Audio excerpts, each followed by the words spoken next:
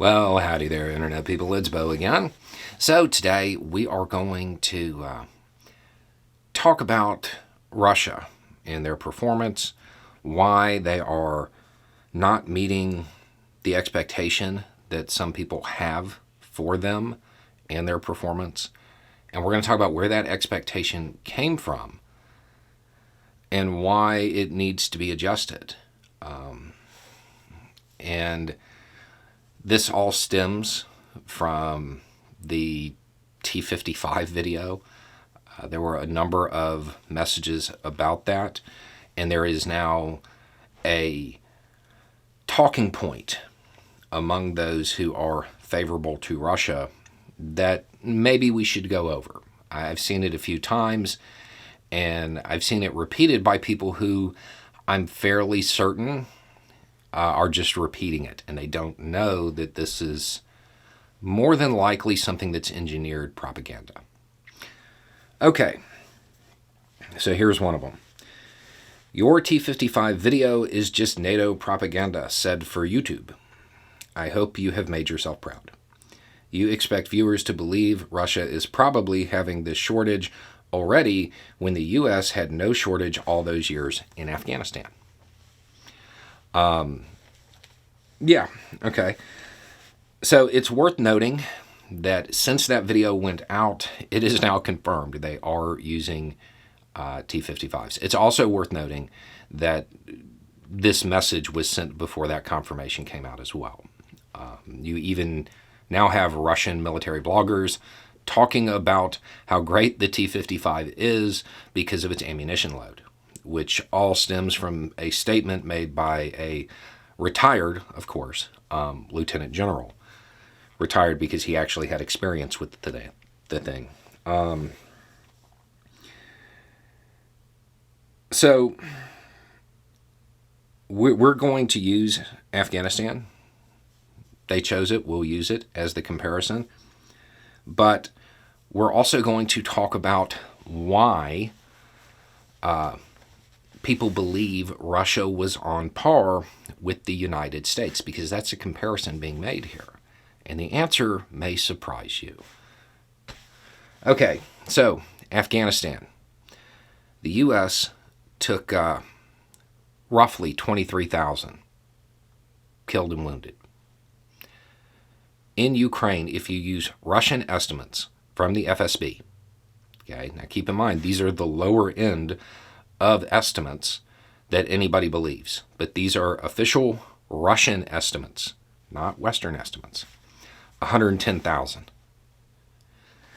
That alone, that much loss alone, would be enough to cause a shortage. But there's another key factor at play. The 23,000 number is from 20 years of U.S. operations in Afghanistan. The FSB number, 110,000, that's for 1 year. That's from February. So to do the math, Russia is taking roughly 100 years worth every year.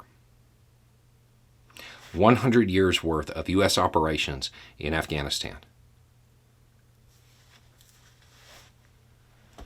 Those are the KIA-WIA numbers.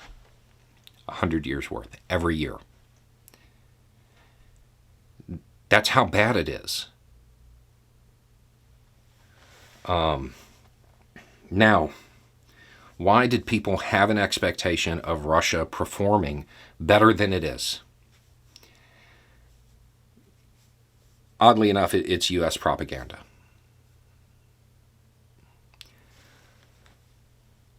It's really defense industry propaganda, but it's the same thing. If for the last 20 or 30 years, defense lobbyists were honest when they walked into Capitol Hill and they told congressional leaders and that realistically, in a toe-to-toe conventional fight, the United States would stomp Russia into the ground. We don't even need NATO. Would help a whole lot, would reduce casualties, but we could do it without them. If they told them that, Congress probably wouldn't buy more stuff. So The defense industry kind of made Russia seem a little bit better than it really was.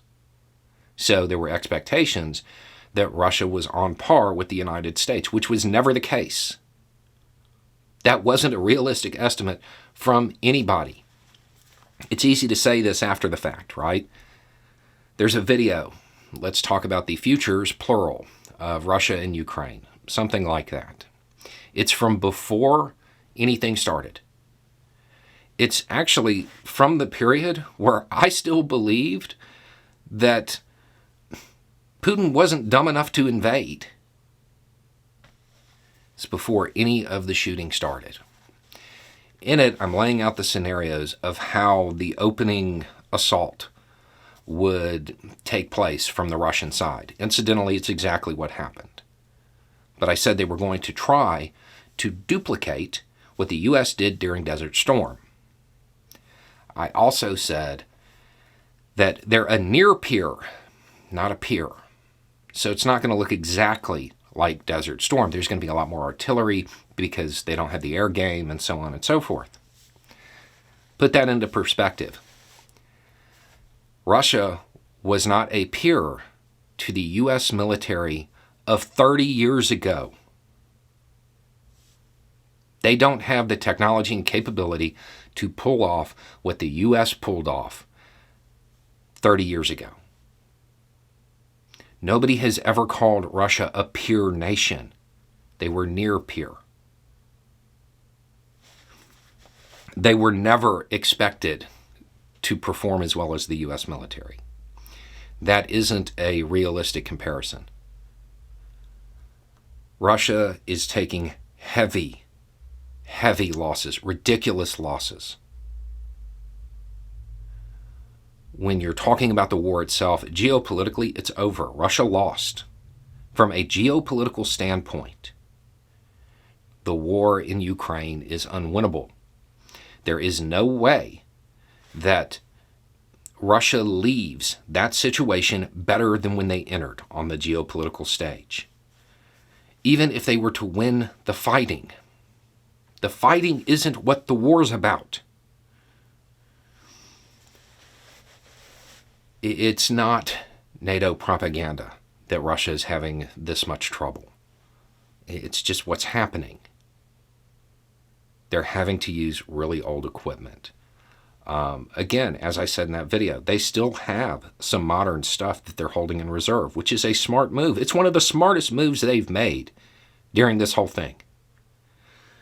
But you cannot compare the Russian military to the U.S. military. There is not a conventional force on the planet that can hold its own against the United States. That's not American exceptionalism, it's statement of fact.